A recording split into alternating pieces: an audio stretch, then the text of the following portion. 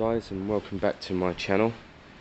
I am the motorcycle rescuer, but today Nat is rescuing my motorcycle. Nat's offered to paint the DNA a couple of times. I've turned him down for a couple of reasons. First of all, I wasn't sure how much time I had to do drop-offs and pickups. Secondly, I wanted to try, if I'm being honest. I wanted to see if I could do it, but I just don't have the skill. And I think sometimes people need to recognise their strengths and their weaknesses. It doesn't mean you can't get better. You can definitely get better, but it's also important to recognise that you have some weaknesses. So these parts are all going to Nat. I need to pop off the mud guard and this front light guard here as well. Get them to Nat, and Nat will deal with them. That's brilliant. And that, you'd be absolutely nuts to not take up a Nat Snacker's Yard paint job, because it will add hundreds of pounds worth of value to a bike, especially a rare bike like a DNA 125. So we can't thank Nat enough for that. And I'm hoping Nat does a bit of a how-to on it.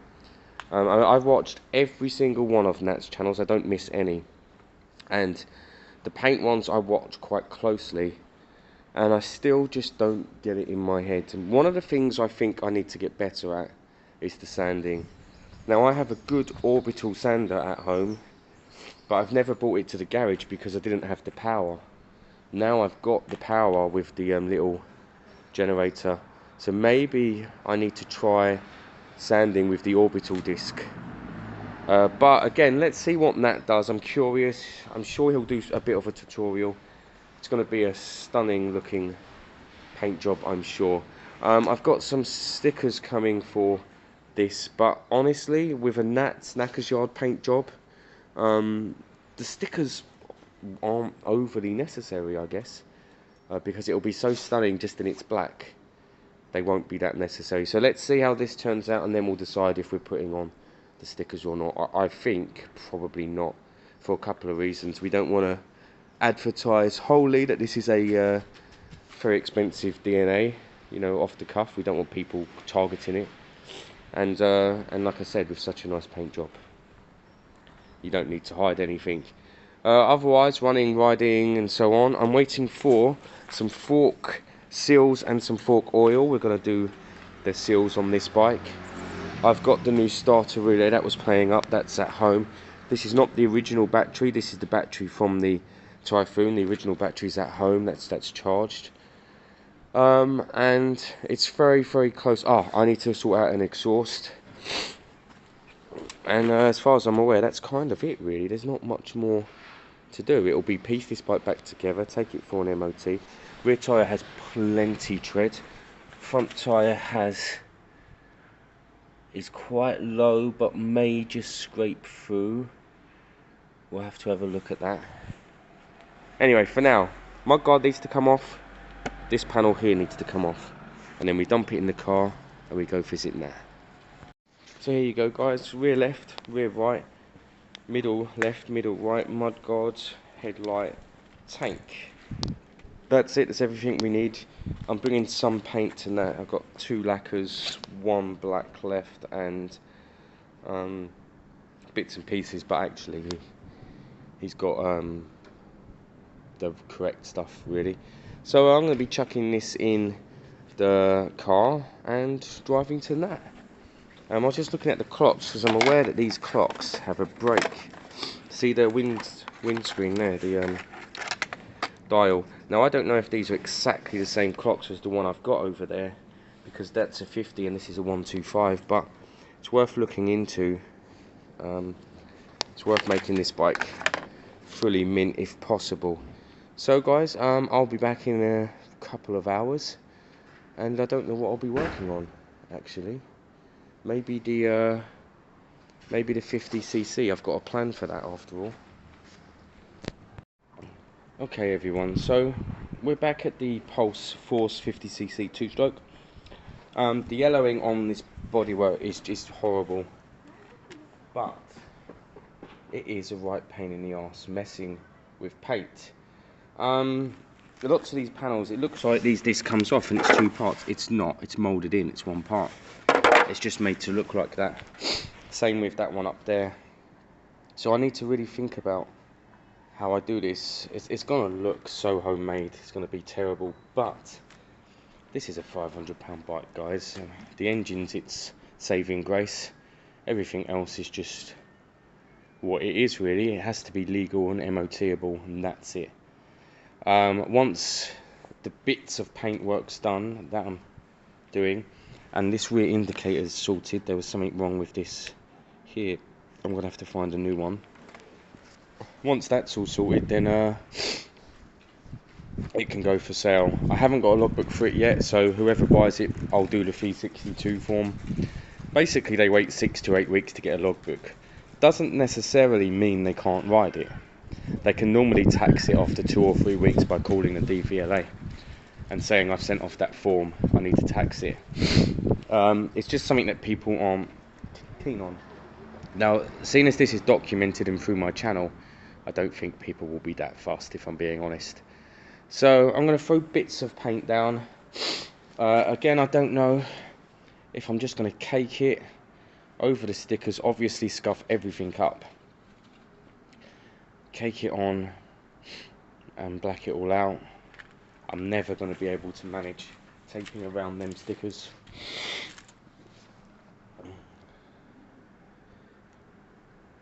There is some black on the rear, so the ideal would be so black them off and black that off, and then you've got this here.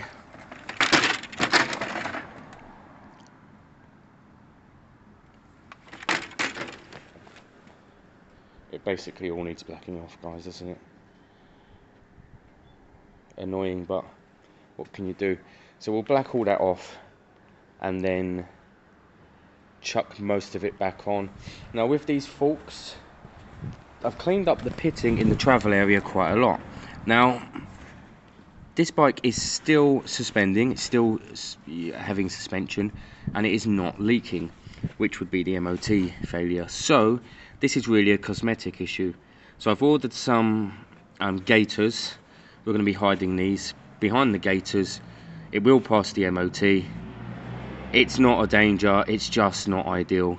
Now the problem with buying new forks is they do have some sort of forks online, but if they're not the exact ones, then you need to change the wheel, you need to change the caliper, you need to change the works, and that's just a pain in the arse. So at this stage, I'm not going down that route. They are working, they are suspending. I'm going to cover up the ugliness. They're doing their job. And again, this is a 50cc, so let's be honest, someone's going to use it for a little while, and then this will get chucked in the back of someone's shed again. Oh look, I need to order a number plate, that's good to know. Number plate on order. And I've looked for seats. The only ones I found had a front and a back, interestingly. This is one piece, so I don't know what happened there. Again, I don't know if I'm going to bother messing with that.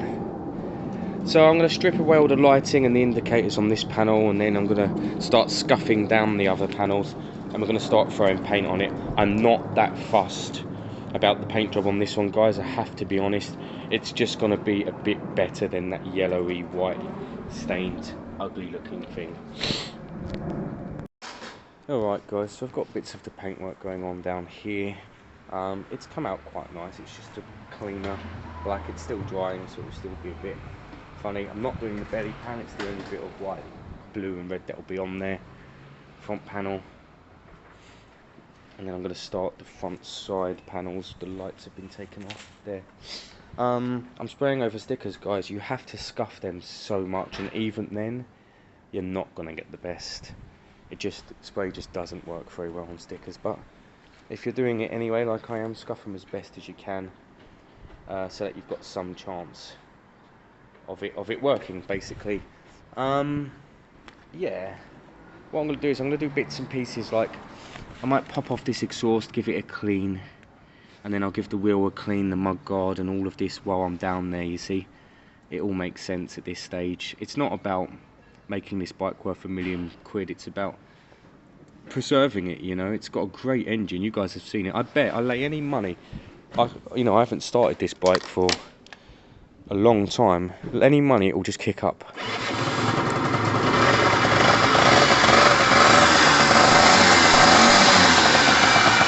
I mean, that's crazy, guys. You can tell that that's a great engine there.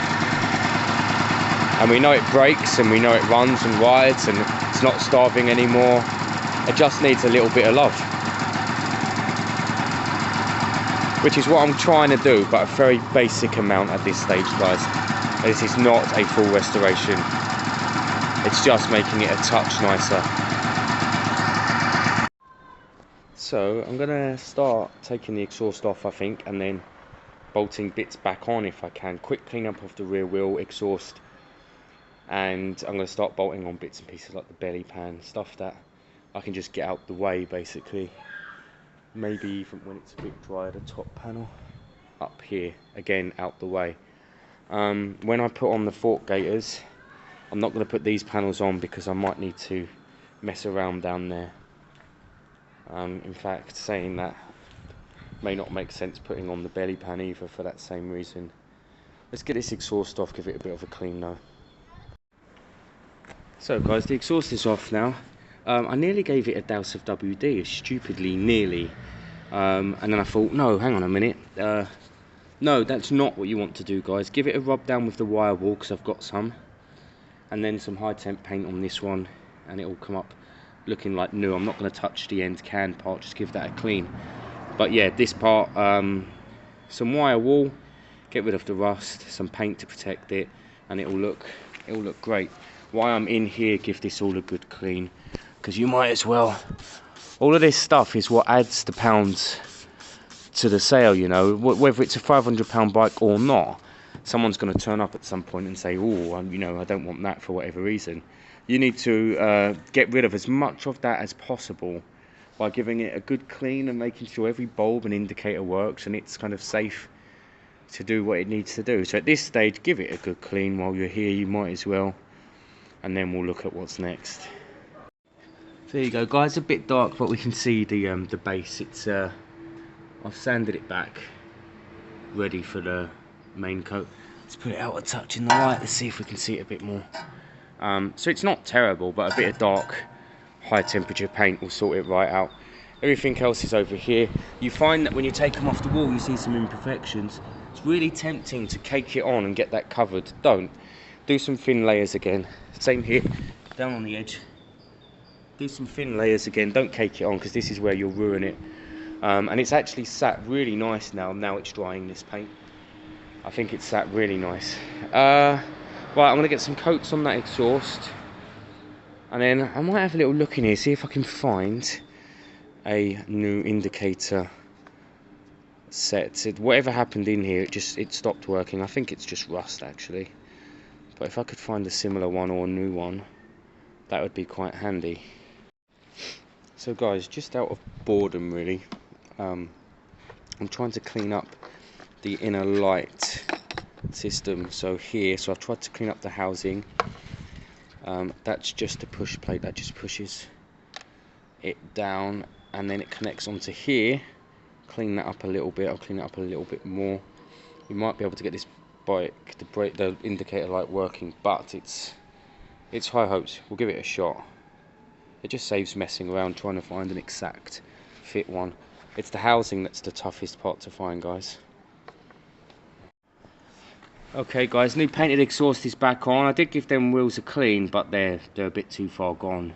Exhaust looks a bit better. Now I'm going to give these panels just a quick wipe down, and then I'm wrapping up for today. I did fix this indicator, guys. That's good. I need to find some insulation tape now to do that up. That's great news. That saves me looking for a new bulb holder. So we're kind of on our way. Here's the panels. They'll be fairly dry now. They've got a nice kind of consistent looking colour, which is cool. And I put some bumper spray on these ones here, which go on the back. Don't worry about the bits of leaves. Just a bit of shinier bumper spray. So we are kind of getting there. I'm waiting for the gaiters. The gaiters are the last piece of this puzzle, because everything else works. The brake's good.